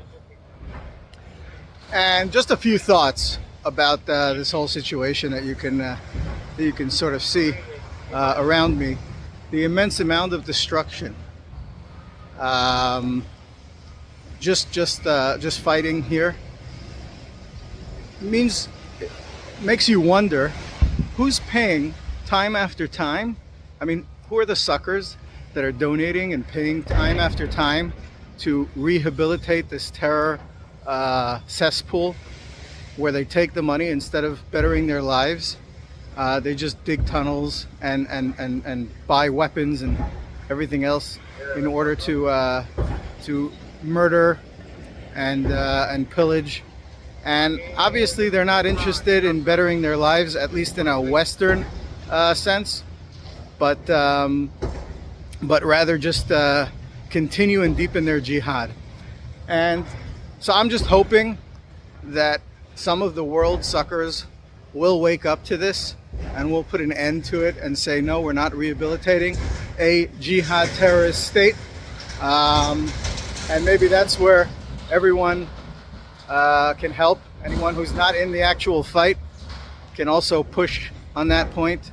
Don't be suckers. Don't be taxpayers. Don't let your governments take your hard-earned money and your taxes and send them to rehabilitate a jihad and a terrorist state. Because, I mean, this is just what's going to happen time and time again, as we've already seen it. So what my friend is saying here is, indeed, let's not pay for our enemies to rehabilitate. Let's not help them rebuild let's not help the jihadists rebuild Gaza. Let's help Israel rebuild Gaza. That's the way to think about it. This time on a larger scale, because the war here has escalated and become on a larger scale. So has the devastation to all infrastructure, and you can also see many times these hundreds and hundreds of meters of tunnels, terror tunnels, running under Main Street, through neighborhoods, like I've mentioned before, and now we actually have an amazing opportunity for what to do with the hundreds of thousands, if not millions, of people in Gaza, previous Gazan residents who have no home or neighborhood or school or hospital to return to. Now is an amazing opportunity in Syria. And now that the borders are open, and the Syrians in the last few years, because of their civil wars and all the fighting there, millions and millions of Syrians have left. I imagine many of them to European and other Western countries, but others just to neighboring Arab states. And the bottom line is there are millions of empty homes right now all over Syria. And we're talking about the same ethnic and the same religious group. They're all Sunni Muslims. And I'm sure this could be an amazing opportunity to relocate Gazans who want a better life and don't want a future of jihad to go and join their brothers who are fighting for freedom, supposedly, in their Sunni Muslim state of Syria. Anyway, those are a few minutes of updates and ideas, and I'll try and keep you posted. Wow. Thank you very much, Victory Soldier. That is just awesome. And what Victory Soldier is saying is there's a place for the so-called Palestinians right now who can't live in Israel, who can't be residents of Israel, who hate Israel, or who just want a different life in a real Arab state. Tfaddal, go to Syria, which needs rebuilding. It needs good people to be able to rebuild it. And he's given it options. There's other options, by the way, around the world. There's the Arab world. There's Turkey. There's the UAE. There's Saudi Arabia. There's Ukraine, right? But if you can't live in Israel as a good resident, you shouldn't stay. There are other opportunities for you. And Syria could be one of them. You know, Syria is an ancient land. It could be great again. Let's make Syria great again. I think I'm probably the first person to say that. Let's make Syria great again and give people a chance to live a decent life. Question: is there a case for Israel asking the U.S. and other friend nations to impound Iranian assets, as was done to Russian assets, and to use to compensate citizens of Israel and Lebanon? Of course. Before you even take away their assets, stop giving them new assets. Stop buying fuel from them or gas. Stop buying oil from them. Do serious economic boycotting. before you even take money. And then, of course, there's assets all over the world. In America and all over the world, there's assets. And they are complicit in so much terrorism and so much hate. Thank you very much, Victory Soldier. You did a great job. Joey writes with a super chat, what do you think about annexing the 6 Syrian Druze communities? Good question. Look, my natural tendency is to say, yes, Israel should be holding on to that land and giving these people a decent life. At the same time, it's actually very hard to, if you look at the Syrian communities throughout Syria and Lebanon, they are very dispersed in hard places. So we would have to take huge swaths of land in order to protect them. I don't think that that's going to happen probably in the near future. I don't see that. But at the same time, who's going to be ruling Syria in the near future? It's just going to be what we call here in Israel a balagan, a mess. It's not going to really be ruled well. So yeah, it's a real issue. And they love their land and they don't want to leave their land. And there's going to be a power vacuum there. I would love to see Israel say, okay, we're going to create zones. It might not necessarily be totally Israeli, full Israeli sovereignty, but it might be a zone of protection. It could be a zone of protection where we have allies, we protect them. But if you heard Morel, he said that in their mind, Israel is the lesser of two evils.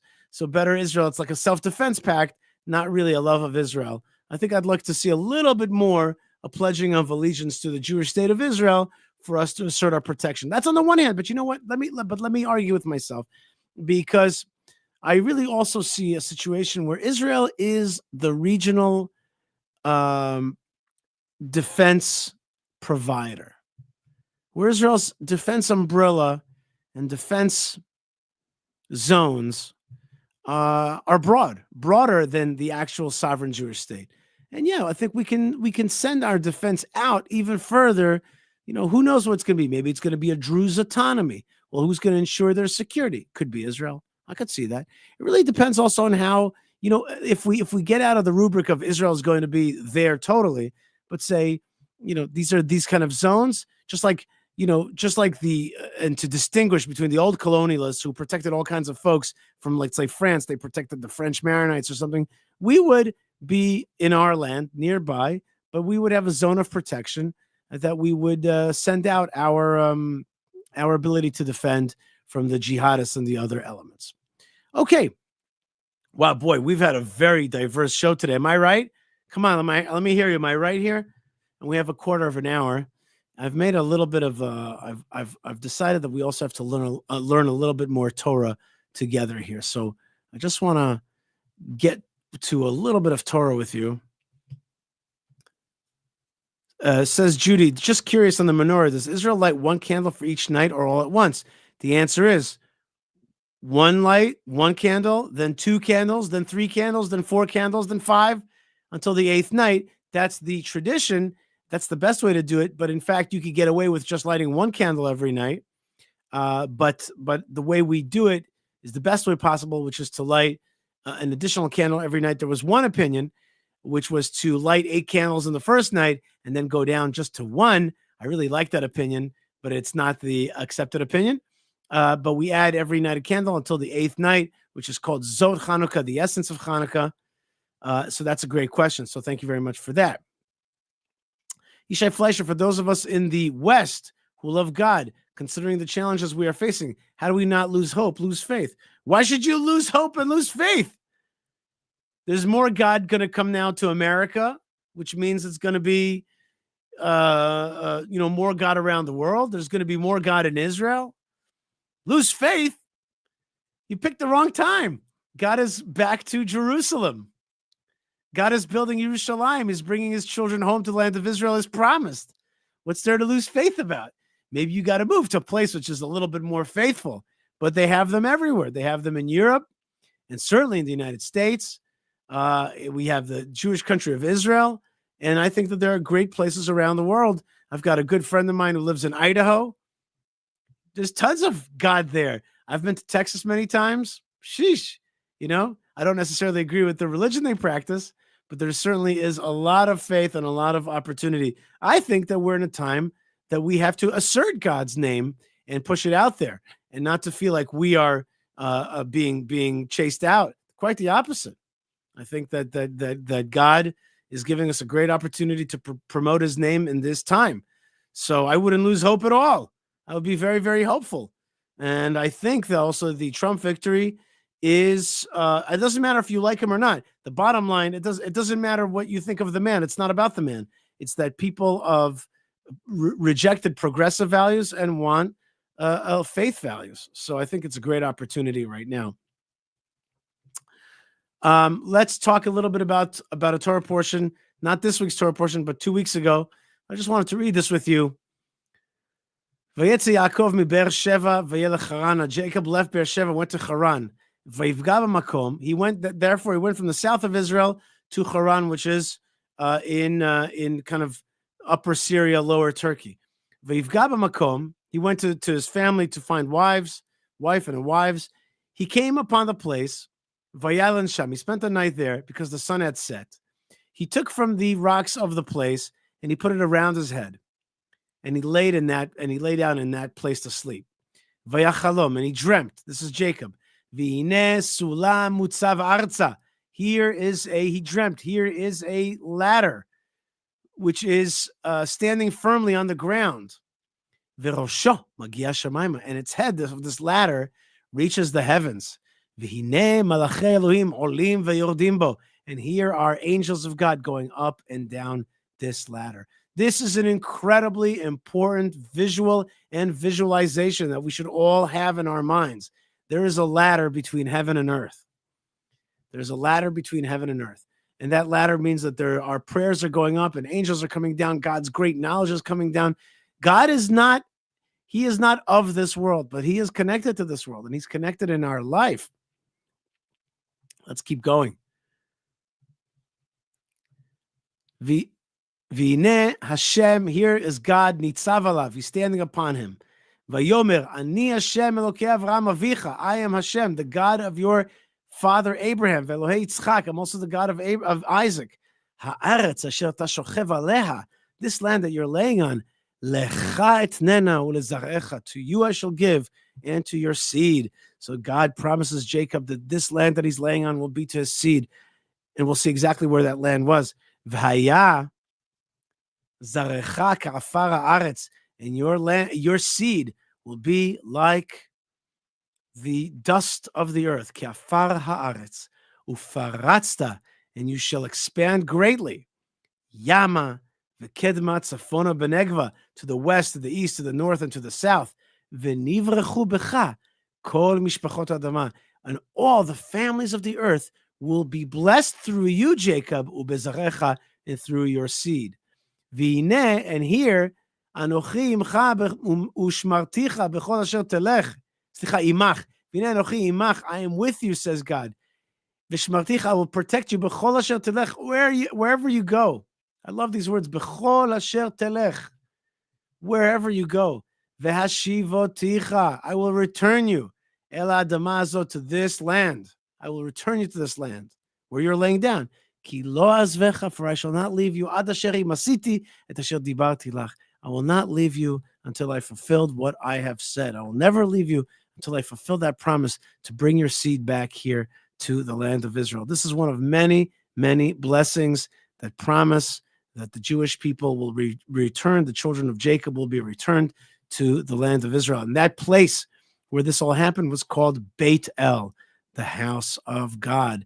And that place that he laid on became one rock, and it became the foundation stone for the temples. An amazing prophecy, and we should always have a picture and a thought of that ladder between heaven and earth in our life. We should always envision that ladder. Go to sleep at night, meditate on that ladder between heaven and earth. And the ladder also symbolizes one more thing, which is what we're supposed to be, which is our head is supposed to be in the heavens while our feet are on the ground. We're supposed to be grounded in this world with great thoughts. Our very body, in many ways, and our soul is that ladder, that bridge between heaven and earth. And therefore, what we got to do is we got to bring godliness into this world and bring our higher thoughts and prayers up to the upper worlds. We've got to live that life of the latter. So that is from the book of Genesis. And really, my piece of advice to you is teach your kids the book of Genesis. Teach your kids the book of Genesis, and things will be right. All right, folks, we have 10 minutes to go on the show. So our trustworthy and amazing Yo, if we have any questions that people have amassed, this is a good time to put it up. Says DC, advice for interacting with family during Christmas. What an opportunity to love your family. What an opportunity to be close and to share with them stories of the God of Israel. Read with them the book of Genesis. Read stories out loud. There are great books that I can recommend. One of them is called Lamed Vav, which is this beautiful red book about Shlomo Carlebach stories. Read your kids' stories. Go outside, breathe fresh air. When you breathe that fresh air, thank God for that snowy, great air wherever you are. And bring God into your life. Try not to get into fights. Don't watch a lot of junky TV. And read from the Bible. And share faith. Share faith in this period, which is dedicated to family time. I am Jewish. I do not celebrate Christmas nor believe in it. But if there's a time of family and gathering, it's a time to talk about he who came to unify and rectify the world, and that is King David. I actually think that Christmas should be International King David holiday, because everybody's already thinking about through their various religions. They think about the house of David and Bethlehem, and I think people have it a little bit wrong, right? I don't believe in the Christian texts, but I believe in the Jewish text. But if we already have a day that we celebrate Bethlehem, then let's convert that to a celebration of King David. So I would turn Xmas into International King David Day. That's what I would do, and that's the way I would celebrate it. All right, next thoughts. Anybody else? Who do we got out there? I got all day. I mean, the next 10 minutes. Yishai, do you think Israel should be entertaining any potential hostage deal? First thing, Israel should always be entertaining because we're exciting, right? We're just fun. So I'm just trying to, part of what I'm doing here is entertaining. But I don't think you mean that. We have great Jewish comedians and we have great Jewish stories. The Bible's entertaining in some way, although we have to serve God and not think of it as entertaining. But should we be entertaining any potential hostage deal? Yeah, let's make a deal. We'll destroy Hamas and never have to think about hostages ever again. Whatever happened to hold on, let's get back to that last question. Whatever happened to that classic phrase, we do not negotiate with terrorists? Don't negotiate with terrorists. So let's just entertain getting rid of them altogether. Can we entertain a thought that's very hard for Jews to accept? We can have a day where there is no jihadism. It could happen. We could have a day where we can defeat our enemies. It could just happen. We don't have to keep them alive. We just get rid of them. Let's entertain that and make sure that a hostage is never taken again. Okay, next question. What do we got? Will the radicalization of the haters ever be able to be eradicated? How funny. We just discussed that.